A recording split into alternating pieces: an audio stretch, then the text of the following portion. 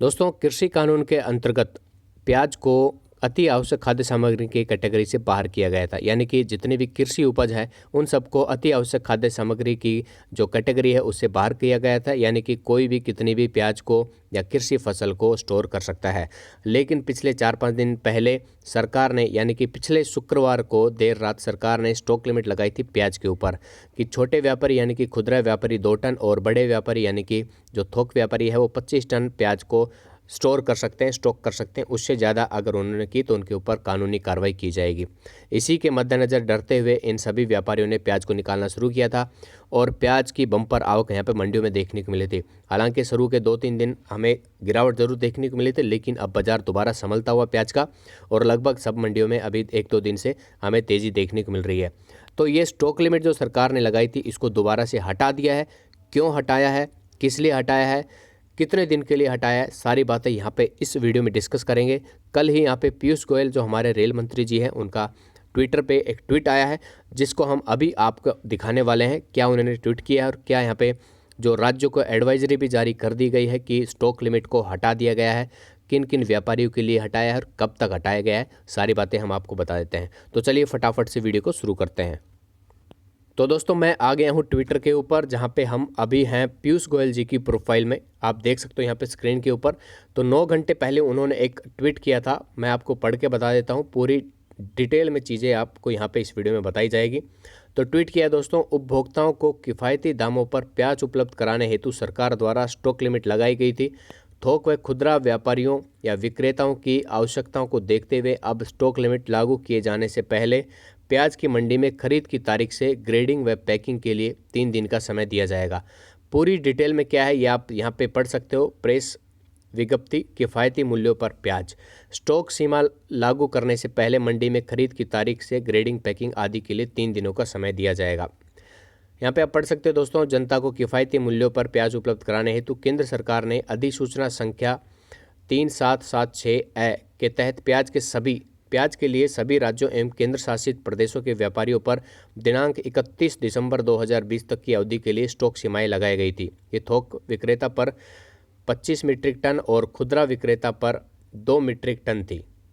ठीक है दोस्तों, आगे आप पढ़ सकते हो यहाँ पे, लेकिन फिर भी आयातक को, जो थोक विक्रेता या खुदरा विक्रेता या डीलर भी हो सकता है, को प्याज के आयातित स्टॉक पर छूट प्राप्त होगी।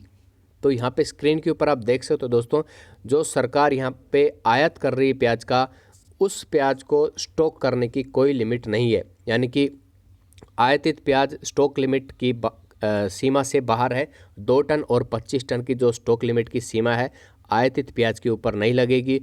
कोई भी थोक व्यापारी, खुदरा विक्रेता या डीलर कोई भी है वो आयातित प्याज को स्टोर कर सकता है, स्टॉक कर सकता है कितनी भी, वहाँ पे उसके लिए कोई लिमिट नहीं है। आगे पढ़ते हैं दोस्तों। थोक विक्रेताओं और व्यापारियों और खुदरा विक्रेताओं की दिक्कतों को ध्यान में रखते हुए आज यह निर्णय लिया गया है कि स्टॉक सीमा लागू किए जाने से पहले प्याज की मंडी में खरीद की तारीख से ग्रेडिंग, पैकिंग आदि के लिए 3 दिनों का समय दिया जाएगा। इसके लिए राज्य सरकारों को एडवाइजरी जारी कर दी गई है। तो राज्य सरकारों को क्या एडवाइजरी जारी की गई है उसकी भी हम प्रतिलिपि आपको दिखा देते हैं। तो आपके सामने दोस्तों हाजिर है प्रतिलिपि जो राज्यों की एडवाइजरी जारी की गई है उसकी। तो फाइल नंबर तो आप ऊपर देख सकते हो, government of India, ministry of consumer affairs, food and public distribution, department of consumer affair. अभी इंग्लिश में है, दूसरी प्रतिलिपि हम जो आपको दिखाने वाले वो हिंदी में दिखाएंगे। तो ये कृषि भवन नई दिल्ली से आई है और 29 अक्टूबर 2020 की तारीख है और ये भेजा गया है chief secretaries all states and union territories को, यानी कि सभी केंद्र शासित प्रदेश और सभी राज्यों को। सब्जेक्ट इसका है advisory with regards to stock limit on onion regulations. तो डियर सर मैडम, जो अंग्रेजी में समझ सकते हैं भाई वो समझ लेना, बाकी हिंदी में भी आपको मैं अगली प्रतिलिपि जो है वो हिंदी में भी दिखाने वाला हूँ। तो अंग्रेजी वाली हम आपको बता देते हैं।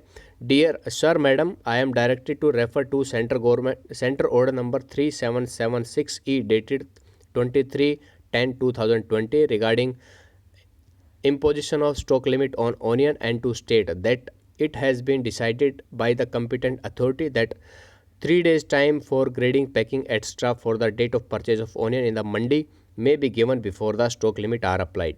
It is requested that the above said decision may be conveyed to concerned departments of the state government immediately for its compliance. तो यहाँ पे आ चुका है, आप देख सकते हो दोस्तों। और बाकी साइन भी है, सीताराम मीना डायरेक्टर का है, और आगे पढ़ सकते हो। मैं हिंदी में भी इसको बता देता हूं दोस्तों। तो उपभोक्ता मामले के खाद्य एवं सार्वजनिक वितरण मंत्रालय की तरफ से ये आया गया है कृषि भवन से, और सभी राज्य और संघ राज्य क्षेत्रों को भेजा गया है। विषय इसका है दोस्तों प्याज पर स्टॉक सीमा के संबंध में एडवाइजरी के बारे में। तो महोदया, मुझे प्याज पर स्टॉक सीमाओं के अधिरोपण के संबंध में केंद्रीय आदेश संख्या 3776 ए दिनांक 23/10/2020 का संदर्भ देने और यह कहने का निर्देश हुआ है कि सक्षम प्राधिकारी द्वारा यह निर्णय लिया गया है कि स्टॉक सीमा लागू किए जाने से पहले प्याज की मंडी में खरीद की तारीख से ग्रेडिंग, पैकिंग आदि के लिए 3 दिनों का समय दिया जाएगा। यह अनुरोध किया जाता है कि उपरोक्त उल्लेखित निर्णय को राज्य सरकार के संबंधित विभाग या विभागों को तत्काल अनुपालन हेतु सूचित किया जाए।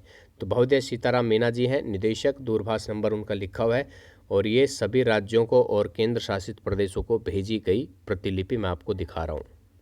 जो पीयूष गोयल जी ने ट्वीट किया था उसको एक बार फिर से देख लेते हैं, जो सेकंड पैराग्राफ है। लेकिन किसी भी आयातक को जो थोक विक्रेता या खुदरा विक्रेता या डीलर भी हो को प्याज के आयातित स्टॉक पर छूट प्राप्त होगी।